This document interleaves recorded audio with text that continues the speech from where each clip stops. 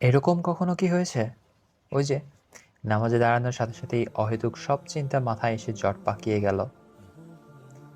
পেপারটা জমা দিতে হবে, ইনবক্সে অনেকগুলো মেসেজের রিপ্লাই দিতে হবে, আহারে রান্নাটা বসাতে হবে, আজকে কি যে রান্না করব, অমুক কাজটা বাকি পড়ে আছে করতে হবে, তার সাথে কথা বলতে হবে। আমাদের সব দুনিয়ার হিসাব নিকাশ শুরু হয়ে গেল রবের সাথে কথা বলার সময়, তাই না? যেখানে আল্লাহর রসুল সাল্লাল্লাহু আলাইহি ওয়াসাল্লাম তার নামাজে এক রাকাতেই সূরা বাকারা পড়ে শেষ করে ফেলতেন, সেখানে সব থেকে ছোট সূরা পাঠ করে কোন রাকাতে আছি তাই মনে থাকে না।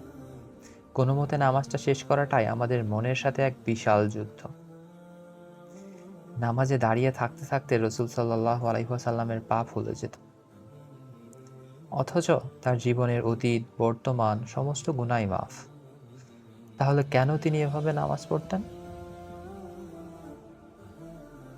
কারণ তিনি আসলেই তার নামাজকে অনেক উপভোগ করতেন।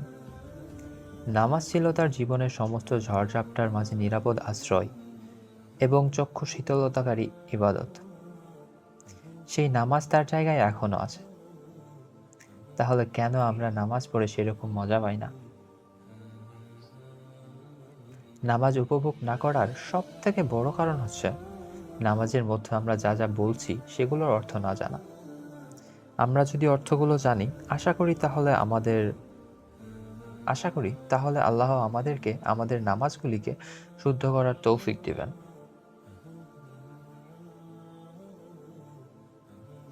সেই লক্ষ্যেই আমাদের এই নামাজে মন ফেরানো সিরিজের মাধ্যমে আমরা সেই লক্ষ্যের দিকেই কাজ করব ইনশাআল্লাহ। আল্লাহ কবুল করুন।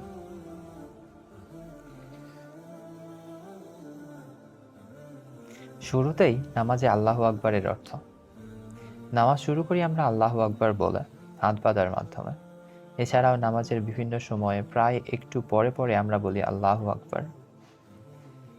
এটার সবচেয়ে কমন ট্রান্সলেশন হচ্ছে আল্লাহ সবচেয়ে বড় বা আল্লাহ মহান। আল্লাহ ইজ দ্য গ্রেটেস্ট। কিন্তু ইন্টারেস্টিং ব্যাপার হচ্ছে এটার অর্থ আসলে আল্লাহ ইজ গ্রেটার, নট গ্রেটেস্ট। আরবি গ্রামার খুঁজে পড়লে দেখা যায় যে আল্লাহু আকবার আসলে কম্পারেটিভ ফর্মে আছে, নট সুপারলেটিভ। সহজ বাংলায় আল্লাহু আকবার মানে আল্লাহ অন্য সবকিছুর থেকে বড়। তাহলে প্রশ্ন দাঁড়ায় এখানে অন্য কিছুটা কি? আর কেনই বা আমরা নামাজে আল্লাহকে অন্য কিছুর থেকে বড় বলছি? এর উত্তরেও রয়েছে চমৎকার এক ব্যাখ্যা। আমরা দুই হাত বেঁধে একবার নামাজটা শুরু করার পরে যে জিনিসের চিন্তাই আমাদের আল্লাহ থেকে অমনোযোগী করে অন্যদিকে নিয়ে যাচ্ছে, সেটার থেকে আল্লাহ বড়। ইচ্ছা করেই সেখানে এটা অন্য কিছুর ব্যাপারটা উচ্চে রেখে যেন একটা শূন্যস্থান রাখা হয়েছে। তাহলে আল্লাহু আকবার এর প্রপার অর্থ দাঁড়ায় আল্লাহ ইজ গ্রেটার দেন। যেটা চিন্তা করে আপনার মন আল্লাহ থেকে দূরে সরে যাচ্ছে, সেটা এখানে বসতেই হচ্ছে।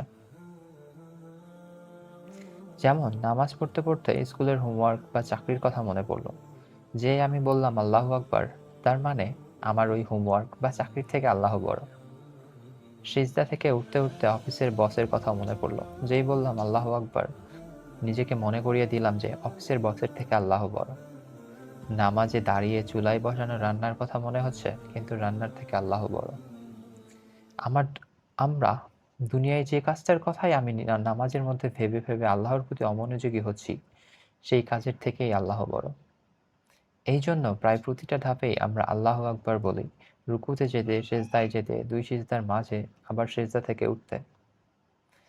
এমনভাবে ব্যবস্থা করে দেওয়া হয়েছে যেন আল্লাহকে ভুলে গেলেও বারবার আল্লাহু আকবার মনে করিয়ে দেয়, আসলে এই মুহূর্তে নামাজে দাঁড়ানো অবস্থায় আমার কাছে আল্লাহর থেকে বড় এবং গুরুত্বপূর্ণ আর কিছু নেই। আল্লাহু আকবার।